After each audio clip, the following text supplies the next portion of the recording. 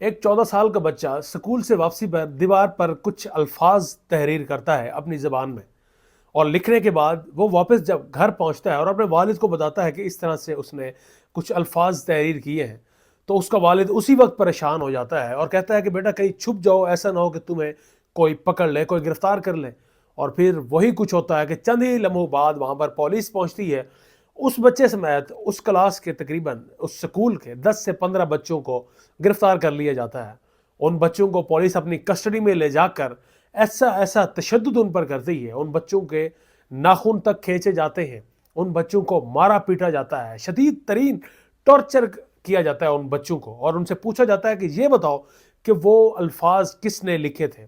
اور وہاں پر اگر کوئی ایک بچہ بھی یہ ایکسیپٹ کر لیتا، مان لیتا کہ وہ الفاظ میں نے لکھے تھے، کیونکہ وہ جس نے لکھے تھے وہ بھی وہاں پر موجود تھا، تو اس بچے کو سر عام پھانسی دی جانی تھی۔ یہ نہیں دیکھا جاتا کہ اس کی عمر وہ ابھی ٹین ایج میں ہے، تب بھی اس کو کوئی رعایت اس کے لیے نہیں برتی جانی تھی۔ اب جو والدین ہیں بچوں کے، وہ وہاں پر پہنچتے ہیں پولیس کے پاس اور انہیں کہتے ہیں کہ معصوم بچے ہیں، ان سے شاید غلطی ہو گئی ہے، انہیں رہا کر دیں۔ تو اس پر پولیس کہتی ہے کہ آپ جا کر اور بچے جنیں، اب یہ بچے یہیں پر رہیں گے اور یہ آپ کو کبھی واپس نہیں ملیں گے، اگر ملے تو ان کی آپ کو لاشیں ملیں گی۔ اب ان الفاظ کے بعد لوگ جو ہے وہ احتجاج شروع کر دیتے ہیں، پروٹیسٹ شروع کر دیتے ہیں، اور پھر اس پروٹیسٹ کے خلاف بشار الاسد کی حکومت ایکشن لیتی ہے، وہ پولیس ایکشن لیتی ہے، اور پھر ایسا قتل عام ہوتا ہے کہ ہٹلر کی روح بھی شرما جائے۔ اس کے بعد شام میں تقریباً 5 لاکھ اموات ہوتی ہیں، جو پروٹیسٹنٹس ہیں ان کو مارا جاتا ہے، اور ان اموات کے بعد 60 لاکھ کے قریب شامی ملک بدر ہوتے ہیں، بے گھر ہوتے ہیں، کچھ جا کر ترکی میں بستے ہیں تو کچھ کہیں کسی اور ممالک کا رخ کرتے ہیں۔ تو یہ کہانی اس ایک 14 سال کے بچے سے شروع ہوتی ہے، جو کہ اب اس وقت اپنے عروج کو پہنچ چکی ہے، کیونکہ اب بشار الاسد کی حکومت جن کے خلاف لڑتی رہی ہے، جن کو مارتی رہی ہے، جنہیں بعد میں باغی کا درجہ دیا گیا، اب وہ باغی اس وقت شام میں پہنچ چکے ہیں، اور وہ اس وقت دمشق پر قبضہ کر چکے ہیں، شام پر اس وقت قبضہ کر چکے ہیں۔ یہ کہانی اس وقت شام میں جو ہر ایک کی اس وقت زبان پر ہے، ہر کوئی اس حوالے سے جاننا چاہتا ہے۔ یہ تو کچھ نیوز ہیں جو کہ آپ تک بھی پہنچی ہے، لیکن اصل میں آج ہماری جو ویڈیو ہے اس کا ٹاپک ہے سدنایا جیل۔ وہ جیل جہاں پر جس طرح سے ان بچوں کو ٹارچر کیا گیا، اسی طرح سے دیگر بچوں کو، دیگر افراد کو کس طرح سے ٹارچر کرنے کے بعد مارا گیا، ان کی داستانیں اس وقت عبرت ناک داستانیں، بڑی ہی غم آمیز داستانیں اس وقت سامنے آ رہی ہیں، وہ آپ کے سامنے اس وقت ہم رکھنے جا رہے ہیں۔ سب سے پہلے تو آپ کو بتائیں گے کہ جب باغیوں نے سدنایا جیل پر اٹیک کیا، وہاں پر جو قیدی تھے ان کو جب رہا کیا، تو وہاں پر ایک ایسا قیدی بھی تھا جو جب باہر آیا تو اس نے بعد میں اپنے دوستوں کے ساتھ کھڑا ہے، اور اس نے بعد میں ایک بیان دیا کہ آج اگر باغی اسے آزاد نہ کرتے تو آج اس کے سمیت 54 اور ایسے لوگ ہیں جن کو پھانسی دی جانی تھی۔ اب جس جیل سدنایا جیل کی میں بات کر رہا ہوں، یہاں پر تہخانے موجود ہیں، اور ان تہخانوں میں کھڑکیاں نہیں ہیں، آکسیجن وہاں پر صحیح سے نہیں پہنچ پاتی، اور آکسیجن کی کمی کی وجہ سے کئی ہلاکتیں وہاں پر ہو چکی ہیں۔ لوگوں کو نہیں پتا کہ باہر کی دنیا میں کیا چل رہا ہے، لوگوں کے پاس کوئی انفارمیشن کا سورس نہیں ہے۔ اس جیل تک پہنچنے کے لیے اقوام متحدہ بشار الاسد کے پاس کئی مرتبہ گئی ہے، اور ان سے یہ وہاں پر جو ہیومن رائٹس کی تنظیمیں ہیں انہوں نے کوشش کی ہے کہ اس جیل میں وہاں پر قیدیوں کے متعلق معلومات لی جا سکے، وزٹ کرایا جا سکے، ان کا وہ وزٹ کریں، دیکھیں وہاں پر، لیکن 2011 کے بعد آج تک اس جیل کا وزٹ نہیں کروایا جا سکا۔ اس کی وجہ کیا ہے وہ اس وقت چند ہی لمحوں میں آپ کے سامنے آنا شروع ہو جائے گی۔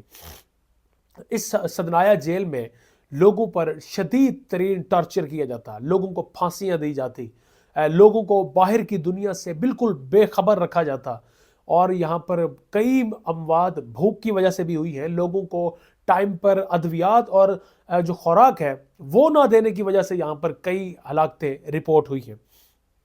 اب جب باغی وہاں پر جا رہے ہیں تو بڑے ہی رکت آمیز اس وقت مناظر سامنے آ رہے ہیں۔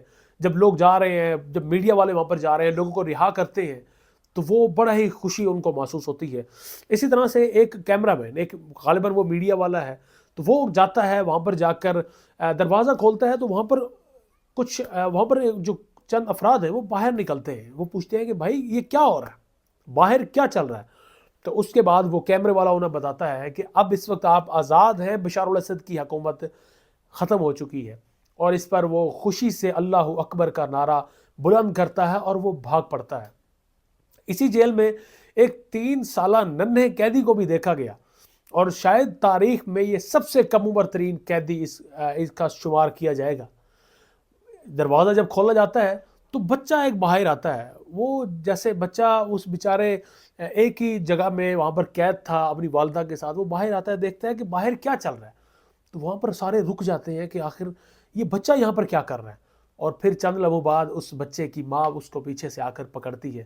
تب سمجھا جاتا ہے، یہ سمجھ میں آتا ہے کہ یہ بچہ اپنی ماں کے ساتھ یہ بھی بیچارہ جیل کاٹ رہا ہے. اسی طرح سے ایک سب سے افسوسناک، سب سے دردناک داستان میں اس وقت آپ کو سنانے جا رہا ہوں. ایک خط لکھا جاتا ہے ایک ماں کی جانب سے ان باغیوں کو، جو کہ اس وقت شام میں جن کی حکومت آلموسٹ اب اس وقت قائم ہو چکی ہے. وہ ماں خط میں کہتی ہے کہ سدنایا جیل میں بشار الاسد کے جتنے بھی عملہ کے لوگ یہاں پر تعینات ہیں ان میں سے کسی کو بھی بیٹا معافی مت دینا، مجھے انصاف چاہیے. اب وہ کس چیز کے لیے انصاف مانگ رہی ہے؟ وہ کہتی ہے کہ ان کا تقریباً ایک 20-22 سال کا ایک نوجوان، ایک بچہ، انہوں نے میرا بیٹے کو انہوں نے پکڑا، اس کے بعد اس جیل میں لے کر گئے. میرے بیٹے پر انہوں نے شدید تشدد کیا. میرے بیٹے کی پیشانی کو سگریٹ سے یہ لوگ جلاتے رہے.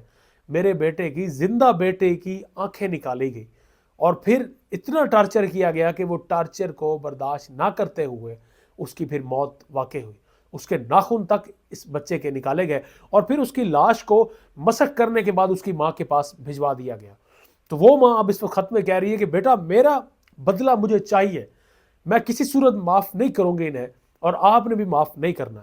اب اس ماں کے اس خط کے بعد جو وہاں پر باغی ہیں انہوں نے باقاعدہ اس وقت اعلان کر رکھا ہے کہ سدنایا جیل اور اس کے علاوہ دیگر جو جتنے بھی سابق فوجی ہیں جو بشار الاسد کی حکومت کے افراد تھے، ان میں سے کوئی بھی شخص اگر آپ کو پتہ ہے کہ وہ کسی بھی ٹارچر میں ملوث تھا، تو آپ ہم تک اس کی معلومات دیں اور پھر ہم سے آ کر انعام وصول کریں.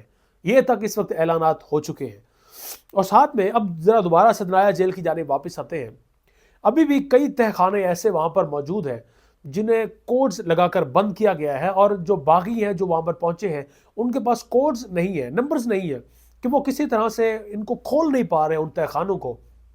تو اس حوالے سے بھی سوشل میڈیا پر باقاعدہ ان کی ویڈیوز، وہ پیغامات شام میں شیئر کیے جا رہے ہیں باغیوں کی جانب سے، اور کہا جا رہا ہے کہ آئیے خدا را ہماری مدد کیجیے اس عملے سے جو وہاں پر تعینات تھا، کہ آپ آئیں، ایک تو آپ کو معافی دی جائے گی، آپ کو کچھ نہیں کہا جائے گا، دوسرا یہاں پر جو لوگ قید ہیں یہ بیچارے بھوک سے مر جائیں گے، آئیں ہمیں کوڈ دیں یا ان دروازوں کو کھولیں. کیونکہ ابھی بھی سی سی ٹی وی فوٹیجز سے دیکھا جا سکتا ہے کہ اندر وہاں پر ان تہہ خانوں میں قیدی موجود ہے جو کہ زندہ ہے. تو یہ بھی سوشل میڈیا پر باغیوں کی جانب سے کچھ پیغامات نشر کیے جا رہے ہیں.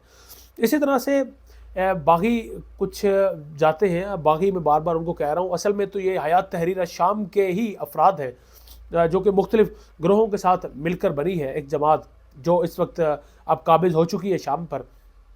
وہ جاتے ہیں، ایک فوٹیج اس طرح کی سامنے آئی، وہ جا کر وہاں پر جیل کا ایک دروازہ کھولتے ہیں، اور دروازہ کھولنے کے بعد وہاں پر کچھ لوگ جو موجود تھے، ان میں بزرگ بھی تھے، وہ بڑا ہی پریشان ہو جاتے ہیں، ادھر ادھر دیکھتا ہے کہ کیا ہو رہا ہے، کیونکہ باہر کی دنیا سے بالکل بے خبر ہے کہ کیا کچھ ہو چکا ہے. وہ کہتا ہے کیا ہو رہا ہے؟ ان کو بتایا جاتا ہے کہ اب آپ آزاد ہیں. وہ کہتے ہیں ہم کہاں جائیں؟ وہ کہتے ہیں اب آپ کہیں بھی جائیں ملک میں، اب آپ آزاد ہیں، اب بشار الاسد کی حکومت ختم ہو چکی ہے، اب آپ نعرہ تکبیر بلند کرتے ہوئے جائیں، اب آپ آزاد ہیں، کسی بھی جگہ آپ شام میں جا کر رہ سکتے ہیں.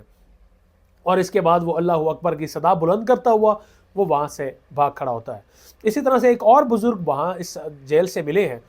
جب ان کو رہا کیا گیا تو وہ پوچھتے، وہ بھی اسی طرح سے ان کا سوال تھا کہ بیٹا کیا ہو رہا ہے؟ ان کو بتایا جاتا ہے کہ جی آپ آزاد ہیں. وہ کہتے ہیں کہ کیا صدام حسین نے شام پر حملہ کر کے یہاں پر حکومت قائم کر لی ہے؟ تو ان کو بتایا جاتا ہے کہ جی نہیں، شام میں اس وقت جو حیات تحریر شام ہے ان کی اس وقت حکومت ہے، اور صدام حسین کو تو گزرے ہوئے، اس کو تو شہید ہوئے وہ کافی عرصہ ہو چکا ہے. تو اب یہ دیکھیں کہ باہر کی دنیا سے کس طرح لوگ بے خبر اس جیل میں قید ہیں.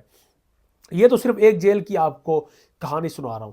یہ جیل بھی بشار الاسد کے والد کی خود تعمیر کردہ ہے. 1987 میں تقریباً 1.5 مربع کلومیٹر پر محیط ہے یہ جیل، جس میں ان قیدیوں کو رکھا گیا ہے. کئی ایسے افراد ہیں جو اب تک جان کی بازی ہار چکے ہیں. جس طرح سے میں نے آپ کو بتایا 5 لاکھ سے زائد اموات تو 2011 کے پروٹیسٹ اور اس کے بعد ہو چکی ہے. اب اس ساری صورتحال کے بعد چونکہ اب حیات تحریر شام جن کو لیڈ کر رہے ہیں، ابو جولانی انہیں کہا جاتا ہے، ابو محمد الجولانی، وہ اس کو لیڈ کر رہے ہیں. تو اس وقت صورتحال بالکل ایسی ہے کہ یہ پورا ایک گروپ ہے حیات تحریر شام جو کہ اس وقت حکومت کر رہا ہے، جبکہ جو اتحادی تھے بشار الاسد کے، ایران، رشیا، وہ تمام کے تمام پیچھے ہٹ چکے ہیں.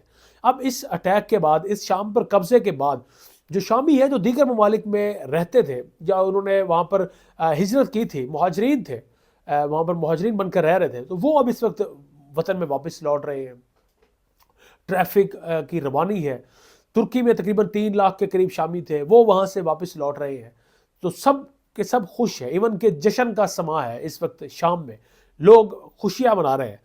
اب یہاں پر ہم تنقید تو کرتے ہیں حیات تحریر شام پر، لیکن یہ بھی دیکھنا چاہیے کہ بشار الاسد جس کی تقریباً حکومت 50 سال کے قریب رہی ہے، اس کے والد کی، تو لوگ اتنا زیادہ خوش کیوں ہو رہے ہیں؟ آخر اس کی حکومت میں اتنے زیادہ ستائے ہوئے لوگ تو تھے، اتنا زیادہ ظلم تو برداشت کر رہے تھے. 60 لاکھ کے قریب لوگ ان کو ملک چھوڑنا پڑا، اپنے گھروں کو چھوڑنا پڑا. تو وہ بشار الاسد کسی بھی صورت فرشتہ صرف تو تھا نہیں. تو یہ تو کچھ ہونا ہی تھا جو کہ اب اس وقت شام میں ہو رہا ہے. اور اب اس وقت لوگ وہاں پر خوش بھی ہیں، وہاں پر پرائم منسٹر اپنا کام کر رہے ہیں. ہو سکتا ہے کہ وہاں پر بھی ڈیموکریسی ٹائپ جمہوریت وہاں پر کوئی پنپے، ابھی تو امید ہی کی جا سکتی ہے. اب تھوڑا سا آپ کو بیک گراؤنڈ ابو محمد الجولانی، جس طرح سے میں نے ذکر کیا حیات تحریر شام کا، اس وقت اس کا بانی آپ کہہ سکتے ہیں، بانی نہ کہیں تو اس وقت ان کا رہنما ہے، ان کو لیڈ کر رہا ہے اس وقت. ان کے بارے میں جو کچھ اطلاعات ہم تک پہنچی ہیں، ان کے مطابق ابو محمد الجولانی، جسے ابو جولانی بھی بعض اوقات کہا جاتا ہے، یہ سعودی عرب کے شہر ریاض میں پیدا ہوئے.